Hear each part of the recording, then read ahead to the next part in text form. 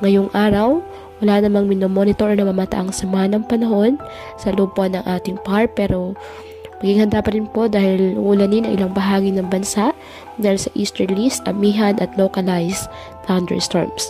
Ayon sa Pag-asa, may isa o dalawang bagyo ng posibleng pumasok o mabuo sa loob ng Philippine Area of Responsibility ngayong buwan po ng Disyembre. May chance ang mag-record o lumihis ang mga ito papalayo sa ating bansa. Pero kung magla-landfall man, karaniwang tumatama ang bagyo sa Central Luzon, Eastern Visayas o Caraga region. Ngayong araw, dahil po sa amihan, asanang maulap na kalangitan na may mga pag-ulan sa Apayao, Batanes at Cagayan kasama na ang Babuyan Highlands. Ang Ilocos Region, Central Luzon, nalalabing bahagi ng Cordillera, Administrative Region at nalalabing bahagi ng Cagayan Valley, bahagyang maulap hanggang sa maulap na kalangitan with isolated light rains dahil pa rin po sa amihan.